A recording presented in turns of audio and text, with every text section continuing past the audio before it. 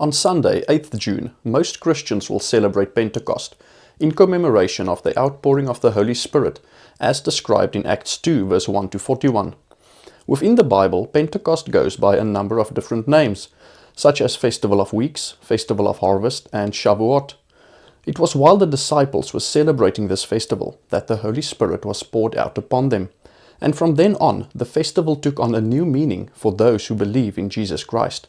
But Orthodox Jews still celebrate Pentecost as the disciples did roughly 2,000 years ago. According to the Jewish calendar, Pentecost was celebrated on 2nd and 3rd June this year, and as we read in Numbers 28 verse 26, it's a celebration of thanksgiving for the first fruits of the harvest, while also commemorating the giving of the law to the Israelites at Mount Sinai. There are many traditions in celebrating the festival, and one of them is the reading of the Book of Ruth, which takes place during the barley harvest. Without planning it myself, I read the Book of Ruth during my quiet time on 29 May. On different occasions, I have read and heard people speak about the correlation that can be found in the Book of Ruth with regards to the relationship between the Jews and Gentiles. But for the first time, I truly saw it with great clarity. The simple equation is that Naomi represents the Jewish people, Ruth represents the Gentiles, and Boaz represents Jesus. Naomi left the Promised Land in verse 1, just like the Jewish people left the Promised Land, and then she returns, just like we can see today that the Jewish people have returned to the Promised Land. Similar to the astonishment of people in 1948 upon seeing the Jewish people return, we also see in chapter 1 verse 19 that the people were amazed to see Naomi return. So the two women went on until they came to Bethlehem. When they arrived in Bethlehem, the whole town was stirred because of them, and the women exclaimed, "Can this be Naomi?" And similar to Naomi returning after being afflicted by the death of her husband and two sons, so too the Jewish people return after great calamity in the aftermath of the Holocaust. Ruth is a Moabite, which automatically means she's a Gentile. In chapter 1 verse 16, she makes it very clear that she wants to serve the God of Israel when she says, "Your people will be my people, and your God, my God." She lives up to this commitment by leaving her country, her people, and her gods, and traveling with Naomi to the Promised Land. Shortly after their arrival, we are introduced to Boaz. One thing that Boaz has in common with Jesus is the fact that he lives in Bethlehem, which is also the place where Jesus would be born. But of greater interest to me is the way that he greets the harvesters in chapter 2 verse 4 by saying to them, "The Lord be with you."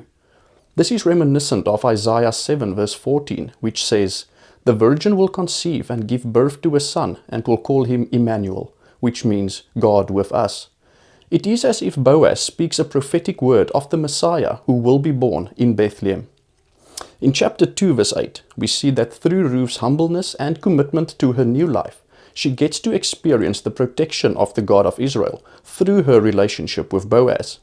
Then in verse 14, she is shown full acceptance as a Gentile when Boaz invites her to share a meal with him, a moment very reminiscent of the sharing of communion.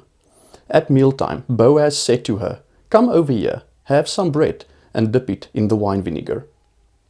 The story then ultimately leads to Boaz redeeming both Naomi and Ruth, similar to how Jesus is the Redeemer for both the Jews and the Gentiles.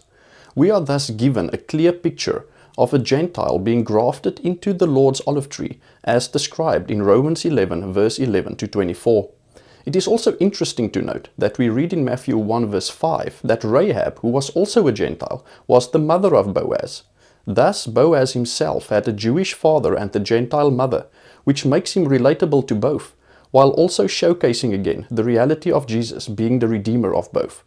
Throughout the story, there are valuable lessons to be learned, such as the Lord's provision to Naomi and Ruth through Boaz. Alongside this, we see Ruth's love and respect towards Naomi, and that Ruth truly lives a life of blessing Naomi. It exemplifies the relationship God desires to see between the Jews and the Gentiles, that as Gentiles we will show the same love and respect towards Jews as we see Ruth displays towards Naomi. As we read in Romans 11 verse 18, "Do not consider yourselves to be superior to those other branches. If you do, consider this. You do not support the root, but the root supports you. We also see in Boaz's relationship with Ruth something of the reality of what Paul writes in Romans 11 verse 11 when he says, "Rather, because of their transgression, salvation has come to the Gentiles to make Israel envious. As it is also written in Deuteronomy 32 verse 21, I will make them envious by those who are not a people." We are thus called to love and bless the Jews with the same love that we receive from Jesus. Then, through us as Gentiles, the Jews will get to experience the reality of the love of Christ and will want to stand in a relationship with Him themselves.